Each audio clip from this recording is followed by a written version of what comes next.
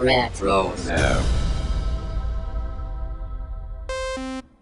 Are you an aspiring Jedi, or do you dabble with the dark side of the Force? Regardless of whether you fancy yourself a defender of the light or an aspiring Sith Lord, you're going to need a lightsaber.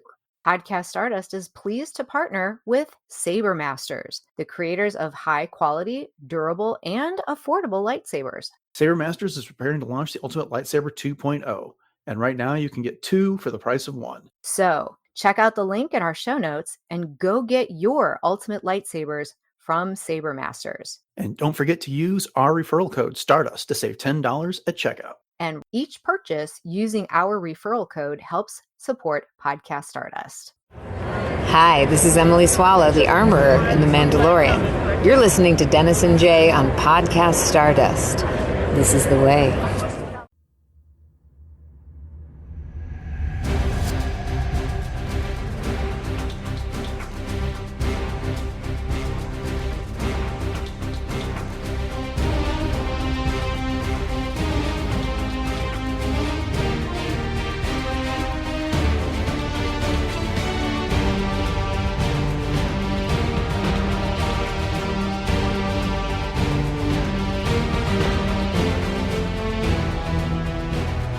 Hello and welcome to Podcast Stardust. This is the fully armed and operational podcast dedicated to Star Wars news, reviews, and discussion. I'm Dennis Keithley.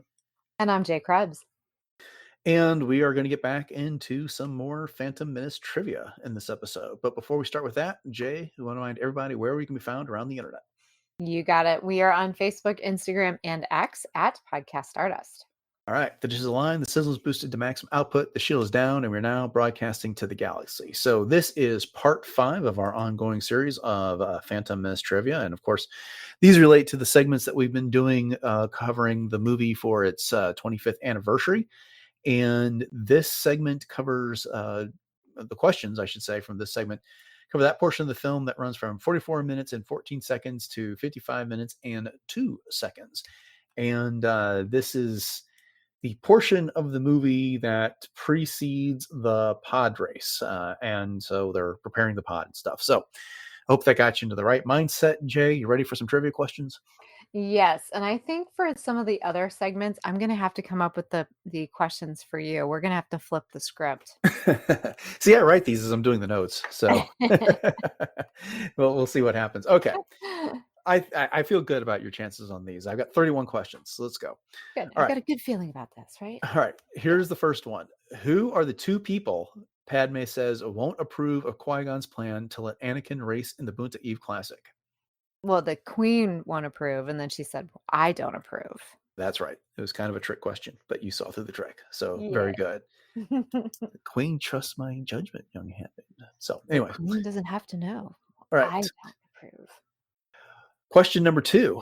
What does Qui-Gon propose to use as his entry fee to sponsor Anakin in the pod race? Ooh, that would be the J-type Nubian ship that he actually needed the parts for. Exactly. Right? His ship. Yay. It's also known as the Queen's ship, but he calls it his. All right. Qui-Gon. Question. What's that? Go ahead. No, I was just going to say Qui-Gon's so shifty in that, isn't he? Oh, yeah. Yeah. We were just talking about that, how he kind of, he might have some ethical challenges that need to be investigated later, but that's for another episode. We love Qui-Gon. Yeah. What caused Anakin to smash up Watto's pod in the last race preceding the Boonta Eve Classic?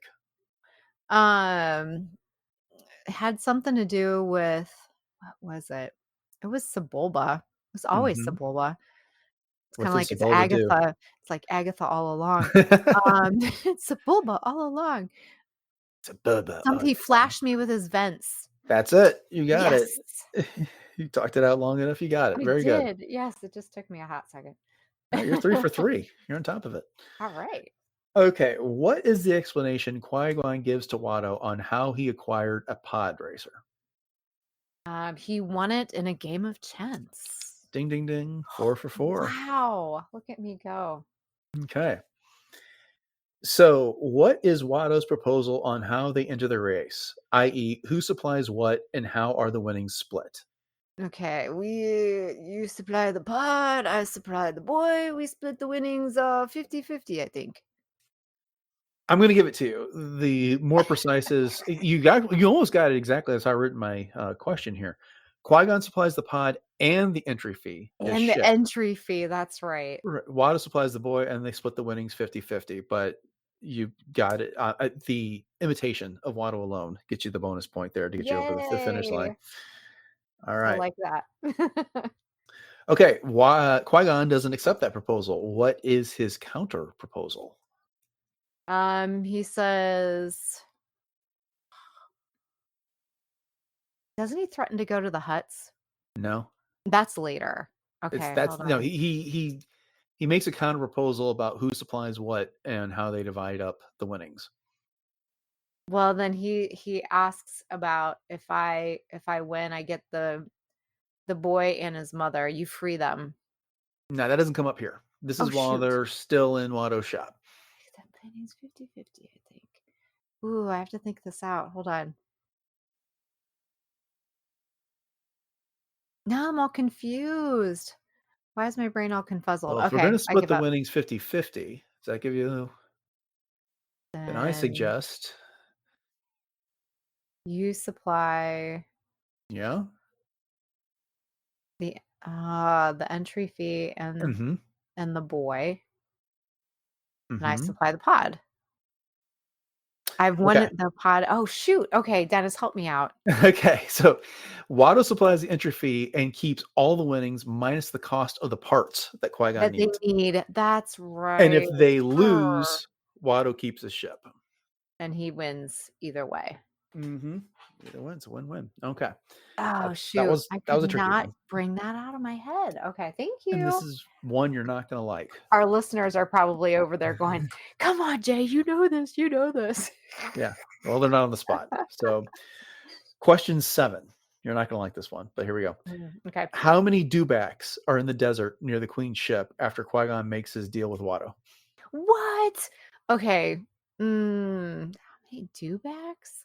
You know the scene I'm talking about? We get a shot of the Queen's ship, and there's a bunch of dewbacks there. How many of them are there? I'm just going to say 3. Or 6. Shoot. Sorry. I told you. The number ones are the hardest ones. Okay. That's a lot of dewbacks. Question number 8. What reason does Qui-Gon give Shmi as to why she should... Let me start that over again. What reason does Qui-Gon give Shmi as to why she should be proud of Anakin? Because he gives without any thought for himself. Close enough. He gives without any thought of reward. There you go. But you got most of that quite right. So I'm going to give it to you. Okay. Yay. You're very generous. Okay. Question number 9. How does Shmi respond to Qui-Gon's question about the identity of Anakin's father? What does she say?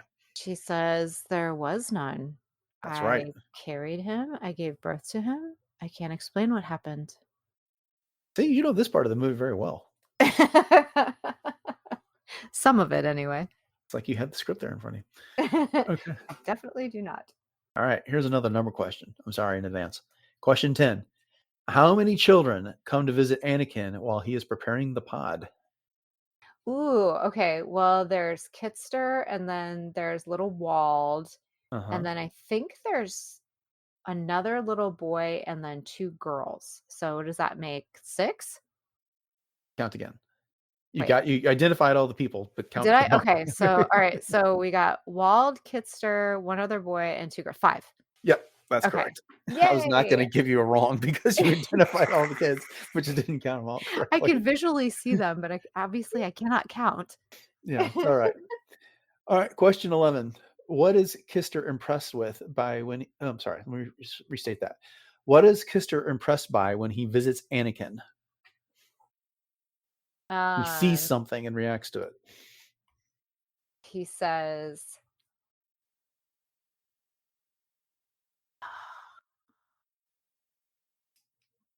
Is it about the pod itself? It's not about the pod. No. Think of who else is there. Qui-Gon. No. Jar Jar. Oh, it's an astromech droid. Yes. A There real it Astro is. droid. A real Astro droid, Annie. You're so lucky. See, you're on it with the impressions tonight. Okay. I just needed a You little may not get the coaching. answers, but you get the impressions. So you're Oh, nailing thanks. it. All right. What real life accessory is one of the children wearing that might seem a bit out of place in the galaxy far, far away?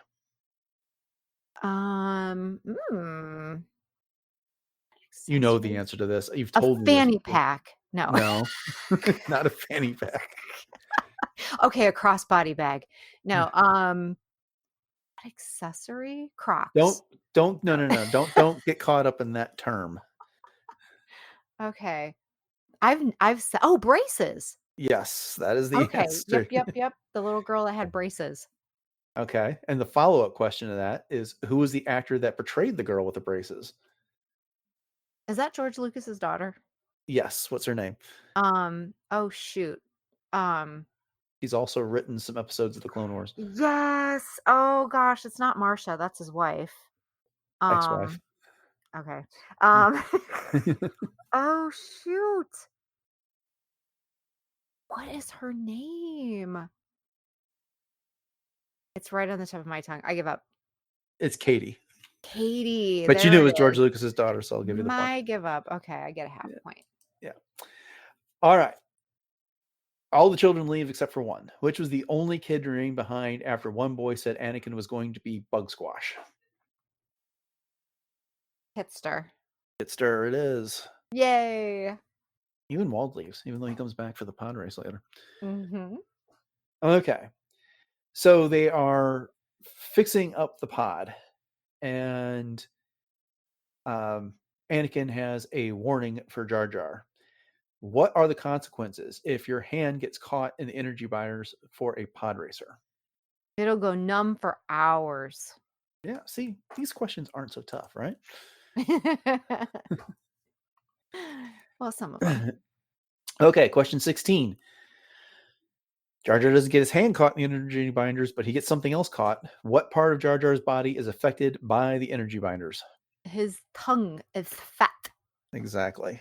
His tongue or his mouth. Okay, question 17. You're on a roll here. So, how does C-3PO describe Jar Jar?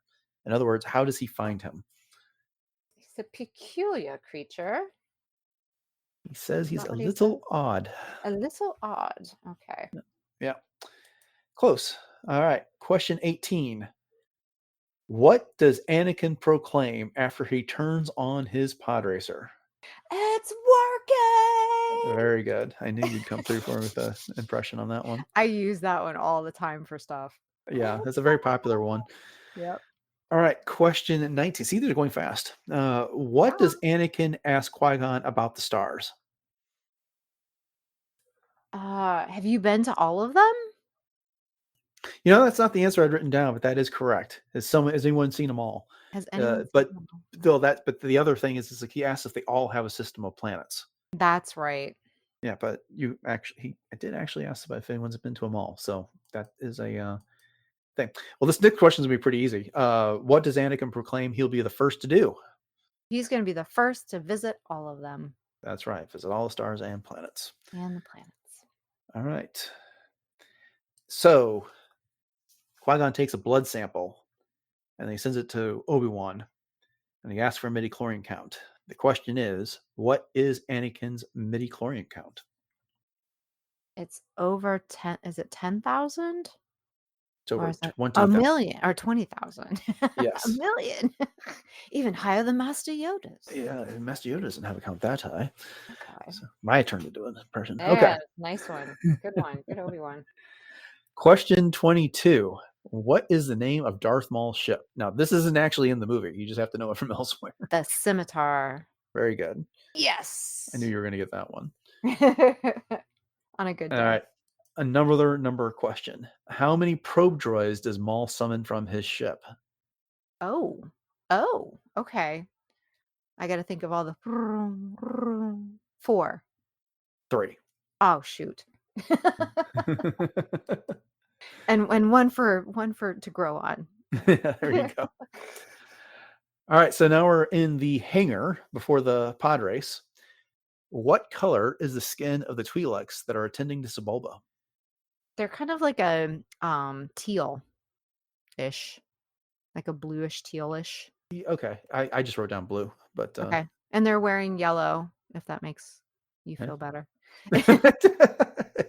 And I feel they're doing fine, his they're doing his nails rubbing his shoulders. Yeah. and rubbing his shoulders. Yeah. All right. He's got a little spa day going on. Was he naked? No, he was not Okay, good. naked. Because I was like, that's a little much, don't you think, Sebulba? Goodness gracious. A It's a little little out there. NC-17 or X-rated for Star Wars, don't you think? One would think. All right. Question 25. Hey, my age. What do you know? Okay. Why does Watto think Sebulba will win the race? Why does Watto think so? Because he always wins. Yes, he does. See, you get your impression and you got it right. Yay. All right. 26. What bet does Qui-Gon place with Watto on the pod race? Oh, that's when he says if he would free his Anakin and Shmi. Right. That's correct. Yeah, Anakin will win, and he gets Anakin after Watto refused both Anakin and Shmi against his pod racer. Okay. 27. What colors represent Anakin and Shmi on Watto's chance cube? Red and blue. Right, but which color for which person? Oh. Red the boy, blue his mother. You got it backwards. Oh, shoot. I had a 50-50 shot. Blue for the boy, red his mother. His mother. Okay. Darn it. If you just fine-tune the impression a little bit more, I'm confident you would have got it that time. Would have made it all clarity. Exactly. All right. Question 28. What creature was Anakin, Shmi, Kitster, and Padme riding on? Let me try that again. What creature was Anakin, Shmi, Kitster, and Padme riding into the hangar? Eopies? That's correct. Yay. Okay. Number 29. Who was pulling the pod into the hangar? Who was pulling the pod into the hangar? Was it Jar Jar? Nope. It was R2-D2 and C-3PO. Oh, okay. Question 30. I've never noticed that before. Yeah, because it pans right. The two Eopies kneel down, and you've got Padme and Anakin on the back of one, and Shmi and Kitster on the back of the other. And then it pans to the left, and you see R2-D2 and Qui-Gon, R2-D2 and C-3PO rather, coming into the hangar with a pod racer behind them.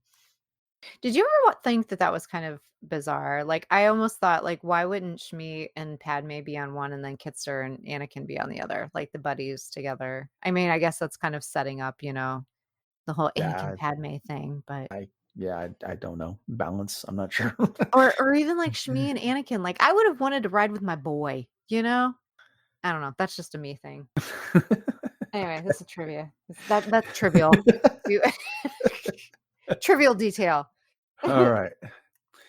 What does 3PO What does 3PO usher R2-D2 when they enter the hangar?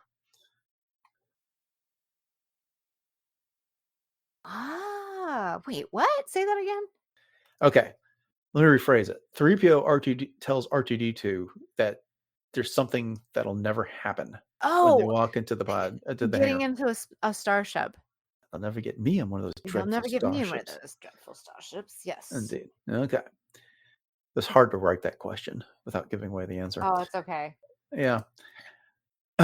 What does Kitster... Thanks. So what does Kitster mean when he says Anakin will do it this time?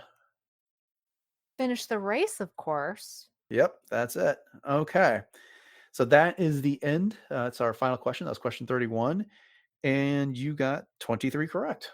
Hey. So, good job. It was the power of the impressions this time, Jay. Yay. Ta-da. I'm almost sad to see the questions end.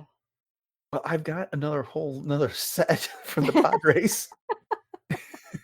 And they're tough because you have to know a lot about the pod racers. Okay, maybe I'll have to study up on this one. Go back and look at our notes because you did such a great job of like putting all the names and everything in there. Yeah, well, I was like, oh, I feel evil writing those, but yeah, we'll see how it goes when we finally get to those. All right. It's always fun when you're the question writer. Indeed it is. And since I wrote the notes, I get to be the question writer. Okay. Well, then that'll do it for this episode of Podcast Stardust. We hope you've enjoyed the trivia for the Phantom Menace, and we'll hope you come back for the next installment, which will probably be very soon at the rate things are going. We hope you enjoyed this episode. And if you did, make sure you hit subscribe to Podcast Stardust on your podcaster of choice. And if you're looking for more episodes of Podcast Stardust, you can find them on your podcatcher, and you can find the entire catalog over at retrozap.com, which will get you everything beyond the 100 or 200 episodes that most podcatchers carry. RetroZap is also home to several other great podcasts covering everything from superheroes, Dune, Star Trek, retro culture, animation, and a lot of other great topics. So check those out while you're there. And as always, we greatly appreciate your 5-star ratings and reviews on whatever podcatcher it is you use for your podcast, especially if that's Apple Podcasts. And please don't forget to share the show and your favorite episodes on social media. Speaking of which, Jay, what are our social media contacts? All right. Well, we are very easily found on Instagram, Facebook, and X at Podcast Stardust. And we also have some Pinterest boards and both of our YouTube outlets, which is the regular YouTube as well as YouTube Music. So head over to both of those, like, subscribe, and share those out. And they do also support ratings and comments. So please interact with us there. And then you can also interact with us on our Discord room on the RetroZap Discord server. So if you'd like to do that, you can hit up this link in our show notes and tell me how bad I did. And then we also have our TeePublic store, which has 7 different show logo designs available with all kinds of Podcast Stardust goodness. So if you need a t-shirt, a sweatshirt, a tote bag, a coffee mug, something to take to the beach with you, you can go over there and pick something up. And if you do, that does help to support the show. And you can also help to support us by picking up a lightsaber on sabermasters.com. And so there's tons of different battle ready sabers over there just waiting for your pickings.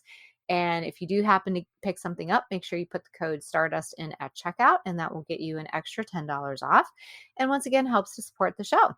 So with that, Dennis, I know you've got some new stuff coming up with Warp Trails. So why don't you tell everybody about that and anything else you've got going on right now?